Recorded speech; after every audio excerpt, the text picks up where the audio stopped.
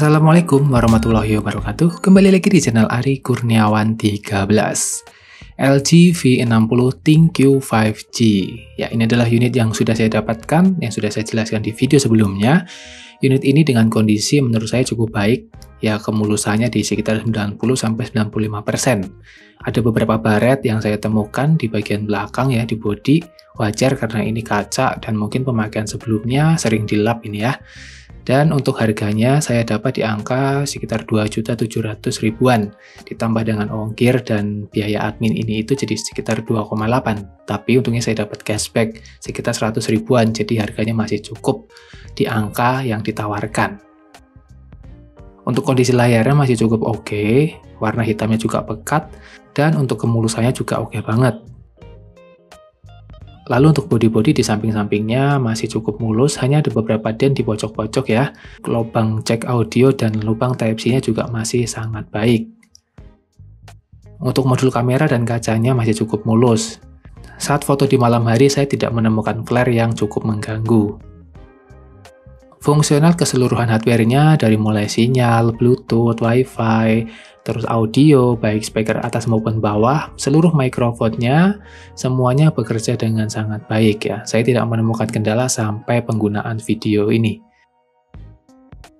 Untuk unit ini, SIM card yang sudah saya coba adalah Indosat dan Telkomsel. Keduanya mendapatkan sinyal 4G dengan bar yang penuh. Dan unit ini sudah direwet IMEI menggunakan iPhone SE 2020.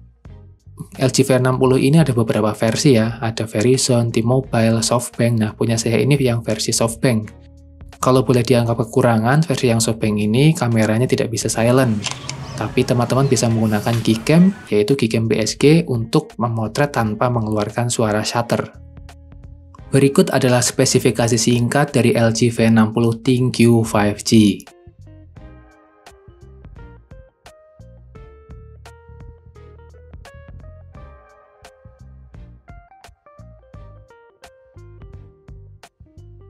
Secara desain, LG V60 ThinQ 5G ini memiliki tampilan yang elegan sih, bodinya metal, dan depan belakang kaca, cukup premium. Ponsel ini juga dilengkapi dengan layar OLED ya, Full Vision 6,8 inci. Menurut saya sih warnanya tajam banget, warna hitamnya itu pekat.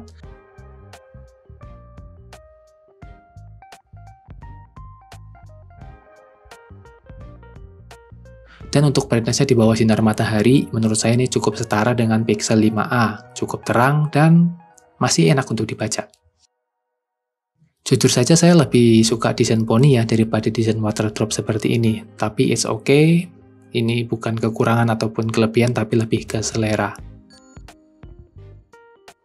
Waktu saya menggunakan LG V50 kemarin, saya pikir itu adalah audio terbaik yang pernah saya cicipi, yang pernah saya dengarkan. Ternyata di LG V60 ini upgrade-nya cukup terasa, audionya terasa jernih. Jika kalian punya headset yang mampu mendelivery segala fiturnya dengan maksimal, kuat DAC-nya ini sangat-sangat istimewa. Apalagi kalian yang suka mengoleksi file FLAC ya, itu gila banget sih suaranya.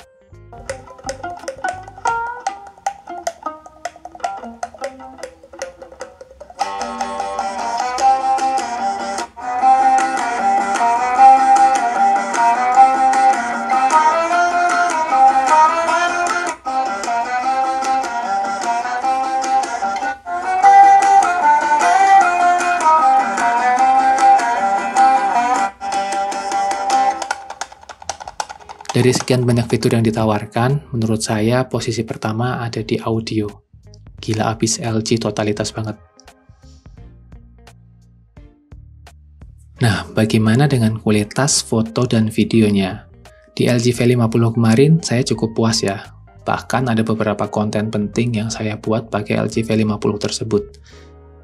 Di LG V60 ini saya rasakan beberapa upgrade yang cukup terasa ya. Yang pertama sih di kestabilan kameranya, terutama saat ambil gambar, itu lebih satset ya, shutternya lebih cepet, processingnya nggak terlalu lama.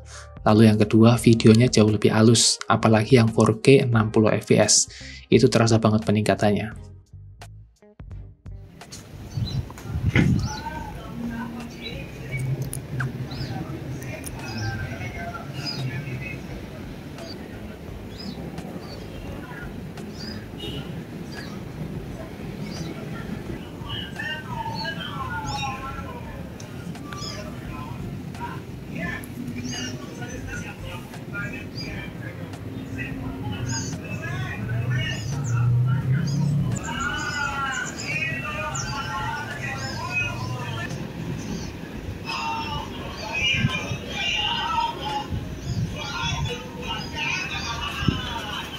Untuk kamera depan ini 1080p 30 fps, lumayan oke. Coba kita jalan.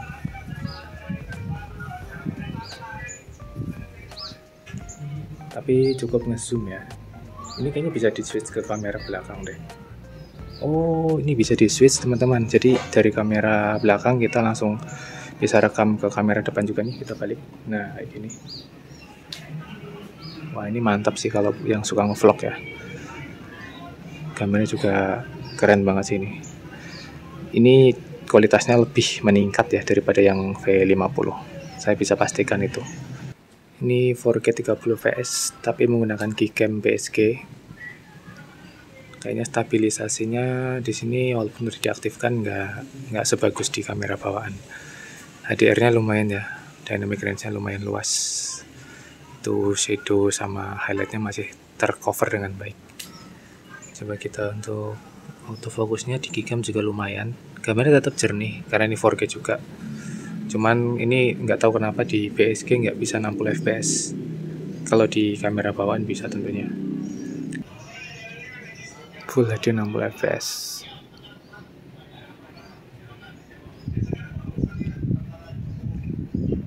Lensa utama, lensa ultrawide,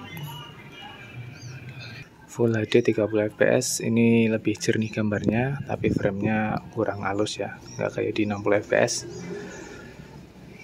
Dan menurut saya dari tadi saya rekam udah hampir 5 menitan ya, belum ada notif panas dan kamera masih berjalan dengan baik.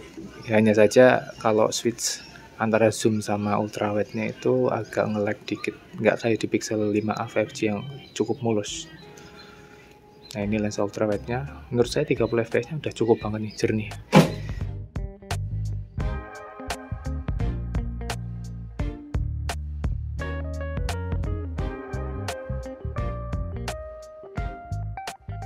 Kombinasi RAM 8GB dengan internal 128GB, saya bisa menginstal banyak aplikasi penting yang saya gunakan.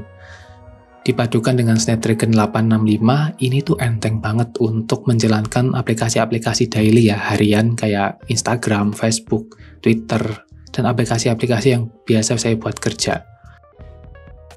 Buat install mBanking juga bisa, meskipun ini unit Write IMEI, yang nggak bisa itu kalau unitnya kita root.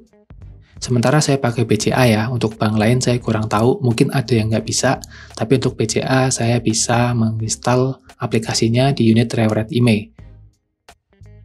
Multitaskingnya terasa lancar, perpindahan aplikasi juga nyaman-nyaman saja. Sangat jarang aplikasi yang saya tinggalkan itu relock kembali, karena RAM-nya lumayan lega. Secara keseluruhan, HP ini cukup nyaman, dan setara dengan HP-HP mid-range keluaran terbaru. LG V60 ThinQ 5G. Kalau buat gaming gimana ya? Dan saya sendiri udah coba, tapi hanya Mobile Legends aja, karena wifi saya kurang begitu kencang buat downloadin resource game-game besar, apalagi Genshin Impact itu udah gede banget ya, hampir 25GB. Itu udah kayak game PC ya. Dan sejauh ini, Mobile Legends di LG V60 tidak ada kendala sama sekali, bahkan saat bermain di siang hari pun saya udah nggak pakai kipas lagi. Untuk satu kali cas penuh, saya bisa memainkan lebih dari 6-7 kali game push rank dengan durasi rata-rata di 20-25 menitan. Itu cukup lama banget, hampir mau 2 jam ya. Secara performa keseluruhan di game Mobile Legends ini hampir nggak ada masalah. Ini mirip dengan performanya di LG V50, tapi sedikit lebih baik. Jadi buat kalian yang pengen sesekali main game di HP ini, cukup aman kok. Baterai LG V60 dengan kapasitas 5000 mAh, rasanya di unit saya sih udah nggak kayak 5000 mAh lagi ya.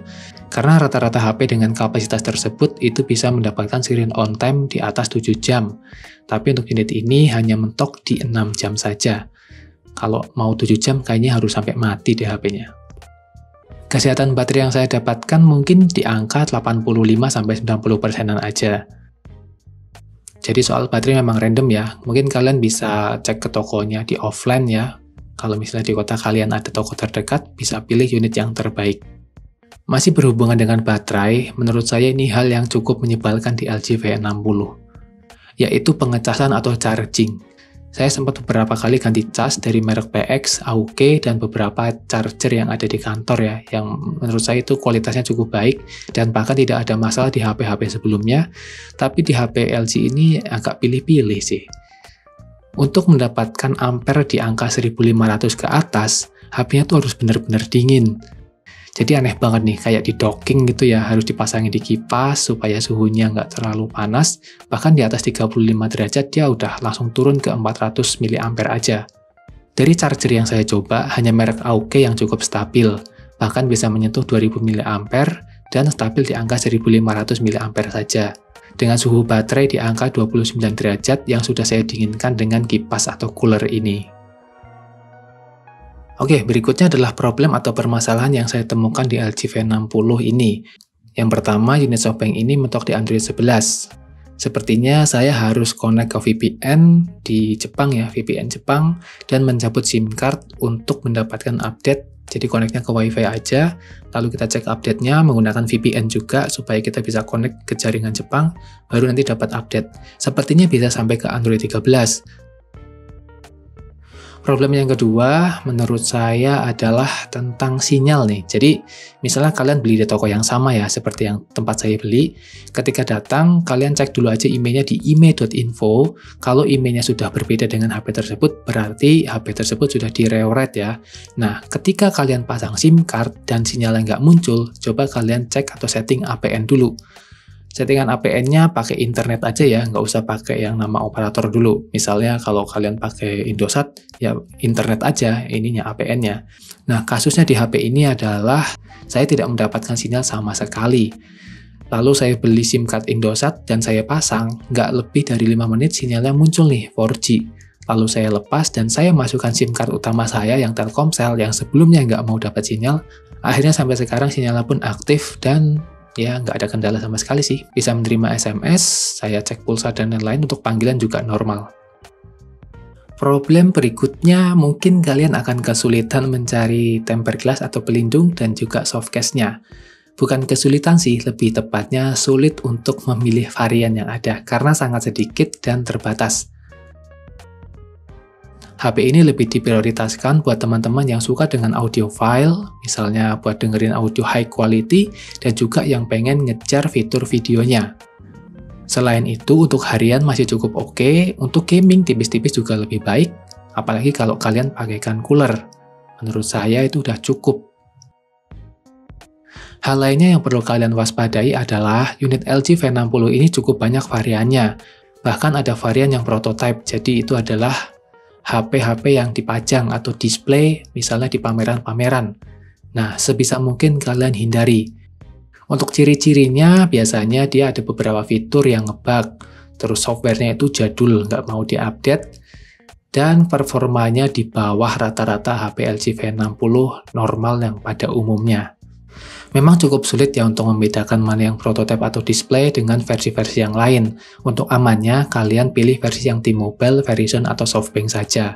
Ketiga versi tersebut memang lebih banyak dijual untuk saat ini ya.